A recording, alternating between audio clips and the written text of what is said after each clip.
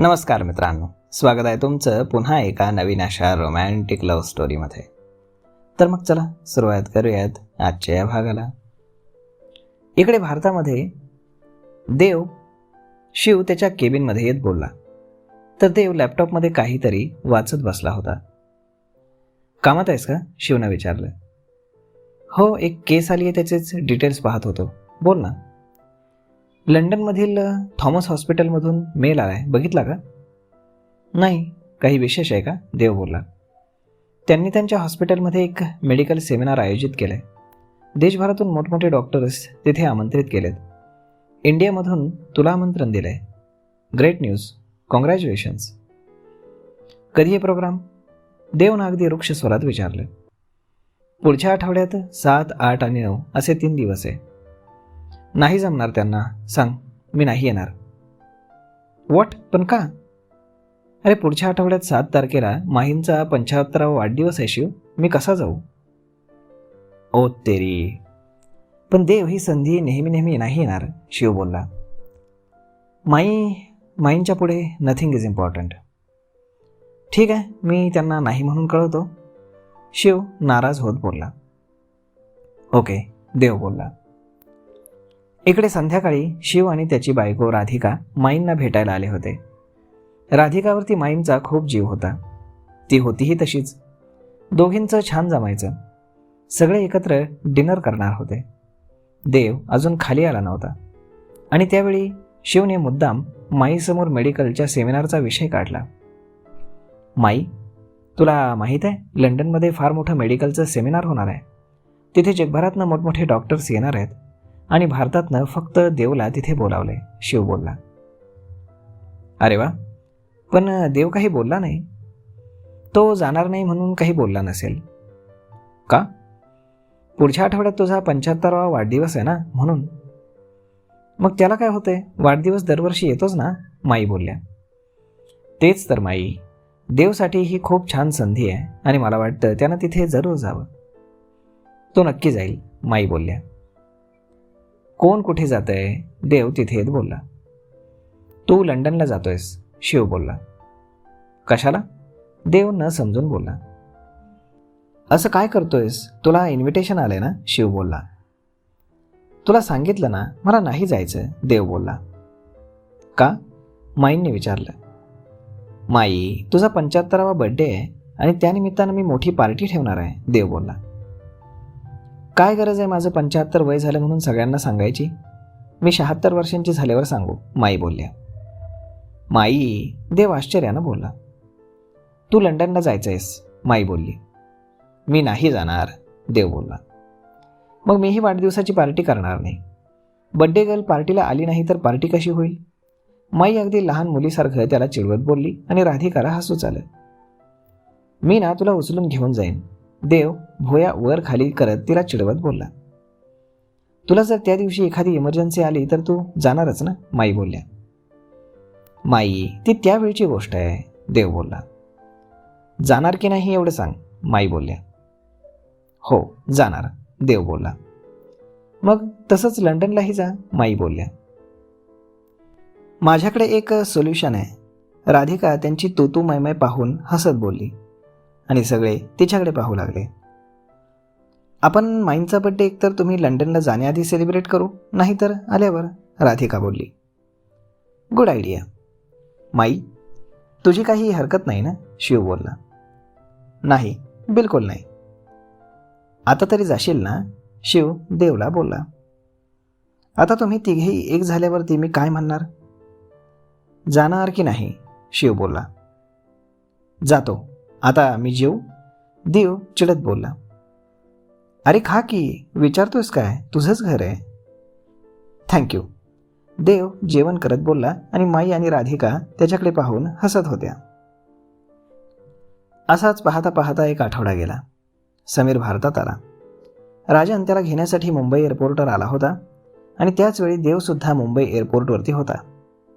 तो सेमिनारसाठी लंडनला जात होता आणि थोडक्यात दोघांची भेट होता होता राहिली. समीर आणि राजन दोघेही पार्किंगकडे निघाले आणि देव चेक इनसाठी एअरपोर्टच्या आत गेला. राजन आणि समीर तिथून निघाले. आधी घरी जाऊयात आणि मग ऑफिसला, राजन बोलला. चालेल. त्याआधी बंगल्याकडे गाडी घे, समीर बोलला. ओके. मायाताई, गाथा सगळे ठीक आहेत ना, राजननं विचारलं. हो, सगळे मजेत. तुझं काय सुरू आहे? लग्न वगैरे कधी करतोयस? अजून तरी तसा काही विचार नाही. मग विचार कर आता, 30 पूर्ण होतील तुला. हो. बोलता बोलता गाडी सरपोतदार बंगल्याच्या समोर येऊन उभी राहिली. राजनने गेट उघडलं आणि गाडी आत आली. 4 वर्ष झाले बंगला रिकामा होता. गवत वाढून वाळलं होतं. ठिकठिकाणी जाळ जळमटं चढली होती. बंगल्याची अशी अवस्था पाहून समीरला खूपच वाईट वाटलं. त्यामुळे तो आत गेलाच नाही. याचं मेंटेनन्स नाही केलं का, समीरनं विचारलं. दादा, अरे तुम्ही गेल्यावर ते कोणी राहतच नाही. एक नोकर ठेवला होता, तोही चोर निघाला. काही ना काही वस्तू गायब करत होता. त्याचे दारुडे मित्र इथेच येऊन राहू लागले. उगाच डोकेदुखी वाढू नये म्हणून मी तो नोकर काढून टाकला. एवढा मोठा बंगला किरायानं देखील कोणी घेत नाही, म्हणून मग बंगलाच लॉक करून ठेवला. अधूनमधून मी चक्कर मारत असतो, राजन बोलला. बरं, समीरही बोलला. मग दोघेही पुन्हा तिथून निघाले आणि राजनच्या घरी आले. त्याच्या आईनं म्हणजेच गाथाच्या आत्यानं समीरला पाहून नाक मुरडलं.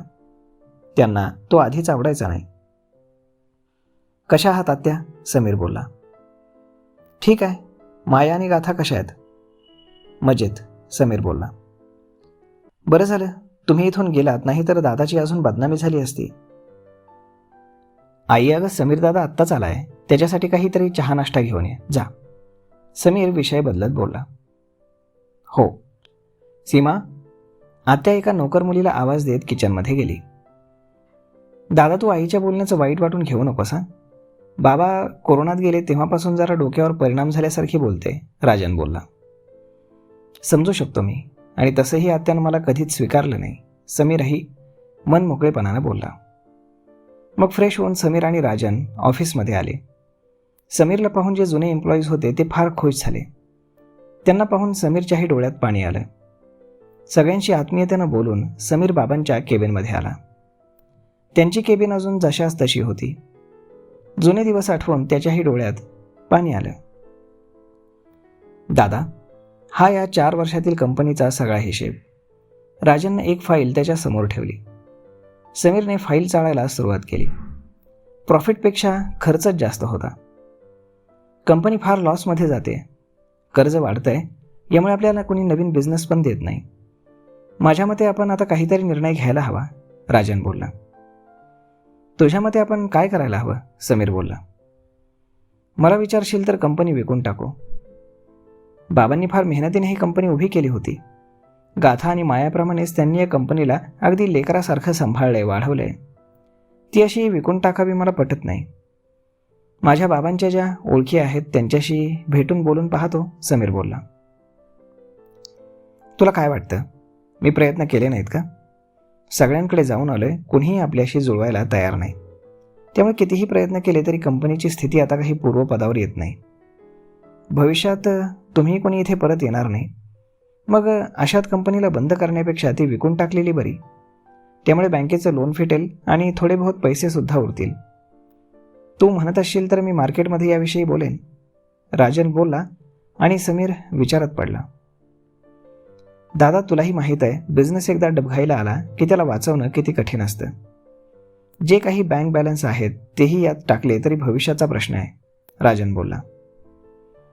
तुझं म्हणणं बरोबर आहे, पण मी एकटा हा निर्णय नाही घेऊ शकत.